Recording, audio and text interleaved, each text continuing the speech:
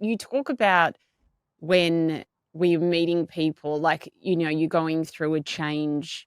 You might have got into personal development work, and then suddenly you're, you know, I find the word funny, but like vibrating on a different level to the people that you may have been friendly with earlier on in life. And you realize that you're kind of moving further and further apart, but it can be very heartbreaking. And you talk a bit about this in your book. So I'd like to speak about it because it seems to be a very common theme with a lot of people who send me emails and message me. Yeah, so as you desire better for yourself and as you step into your growth, you're naturally going to outgrow people that were resonating with the old version of you. And the old version of you included certain belief systems, uh, certain ways of viewing life, so certain perspectives and perceptions, and a certain underlying energy that we might call vibration. When things don't align, you will naturally feel this kind of misalignment, a sense of friction. You realize that you aren't on the same path as those other people anymore. And a lot of the time, I think we hang on to those people because of this shared history that we might have. So, as I desired better for myself, there were people that I realized were limiting me in what I could do, where I could go.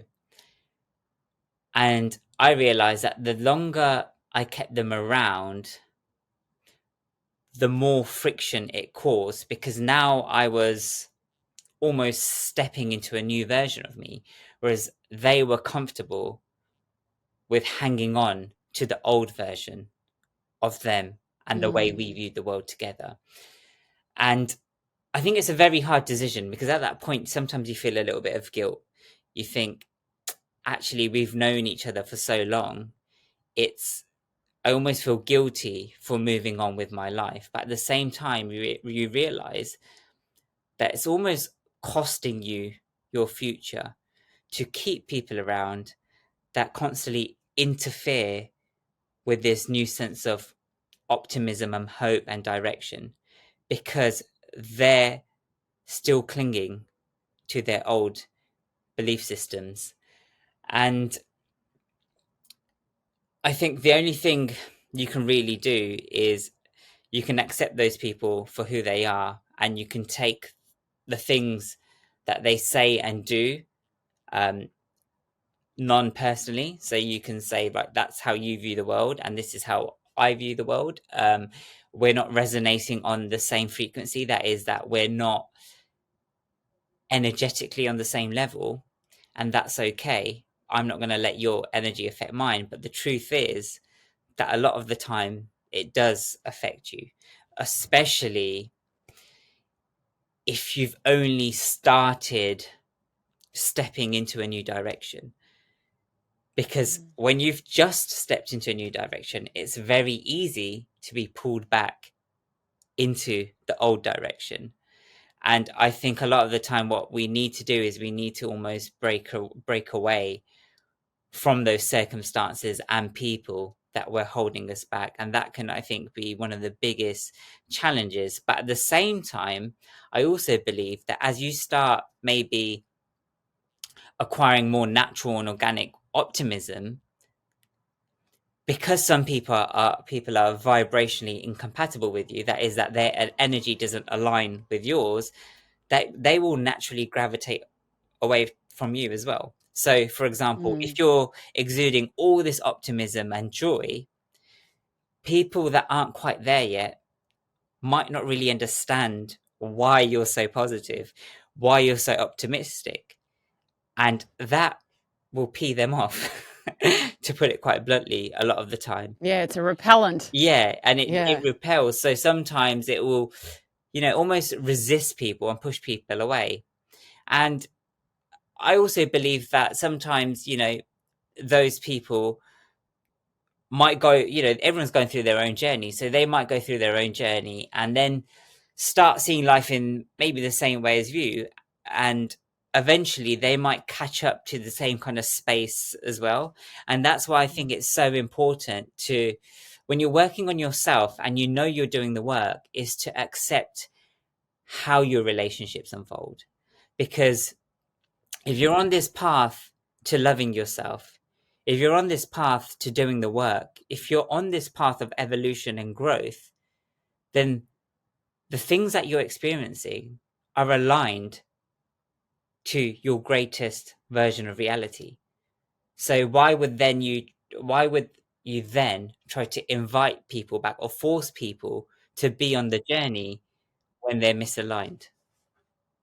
I totally agree with you. And, I've seen it happen in my own life, which is, it can be very hard. Like, even like we said, when we know all of this information, it's, um, it can be really still hard to move away from people when they've been in our life for a long period of time, or, see them move away from us as well. And I'm a true believer that you'll then attract these new people that are on the same wavelength as you. I've again seen it happen, but when you're going through it, it can be quite painful. So Sarah, I think you brought up a very interesting point, and I speak about this in my latest book, Closer to Love, is that when we part ways with someone, we go through a grieving process, but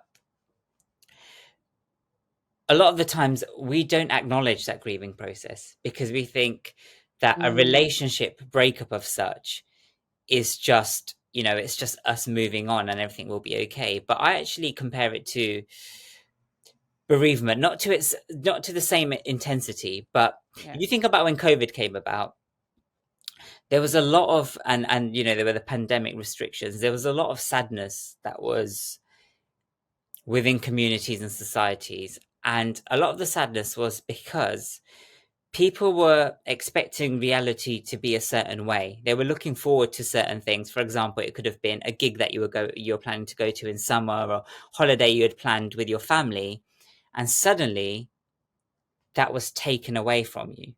Those hopes and dreams were pulled away from you. In the same way, when we lose a friendship, a family tie, and a romantic relationship, all those hopes and dreams, that future that you had planned out with that person, is taking away from you. It's a type of loss. So in Closer to Love, I talk about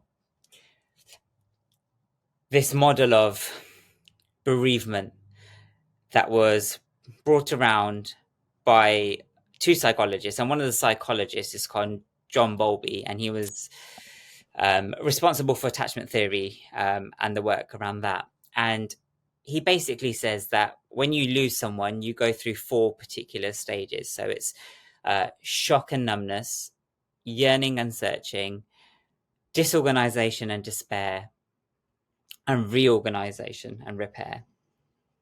And I feel like those stages actually occur when we lose relationships. So the shock and numbness is just this coping strategy. You're shocked by what's happened, you feel a little bit numb. I think everyone can resonate with that to some degree, especially when you're going through a heartbreak. And then the yearning and searching is sometimes you wish things will restore back to how they were. So sometimes we want our partner back if we've lost a partner, a romantic partner. We want things to be how they were. You sometimes want the other person to return to your life. And that's a completely normal part of the journey. The disorganization and despair is reality almost sinks in. Now you have to live your life without that person in your life. And sometimes, especially when it's heartbreak, is we can withdraw from our daily interactions and just our daily life because we're so saddened by what we're experiencing. And then the reorganization and repair is really about hope and optimism. So you look back on your relationship with that person with more positive memories. Now, it doesn't mean that you might not stop mourning, their loss, but it just means that you're more accepting of the new reality that you're facing. And I think that those phases are very applicable when we lose people, even if it is us choosing to part ways with someone that we no longer resonate with, because it is hard. We've built these connections over so many years, and to then not have that person around, we do go through a process of loss. So it's okay to feel the pain and the sadness that comes across. I think you can move on from someone and still feel, for the right reasons, shall I say, and still feel deep sadness and regret. It's just a part of being human. Absolutely.